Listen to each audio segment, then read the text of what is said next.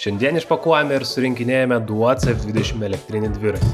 Pačioje dėžėje viskas atkeliavo gana tvarkingai supakuota, bet kaip ir su dauguma tokių e-bikų, šiek tiek surinkimo darbo čia tikrai yra. Iš pirmo žvilgsnio pats surinkimas netrodė labai sudėtingas, tačiau eigoje paaiškėjo, kad ši dalis užtruks ilgiau nei tikėjomės. Instrukcijose man pritrūko aiškumo.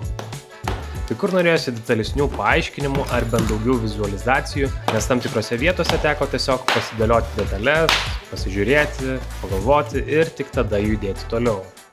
Taip pat būtų labai padėję, jeigu komplekte esantis varžtai būtų aiškiau sugrupuoti pagal surinkimo etapus ar konkrečias detalės. Tada nereikėtų spėlioti, kuris varžtas kuriai vietai skirtas ir visas procesas būtų greitesnis bei paprastesnis.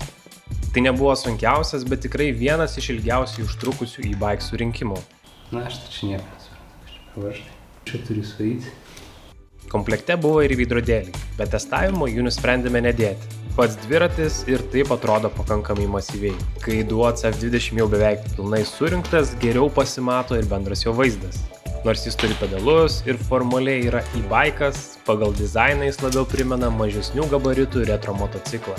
Ta įspūdį sukuria ne tik rėmas ir plati pailga sėdynė, bet ir baterijos dizainas bei jos lokacija. Ten, kur įprastai motocikle būna kuro bakelis, čia įmontuota masyvi 52 V 27 Ah baterija, kuri savo formą taip pat primena kuro baką. Keliaujame testuoti ir artimiausiu metu pasidalinsime savo įžvalgomis kitame video. Pasiekite, Duo CF20 testas jau netrukus.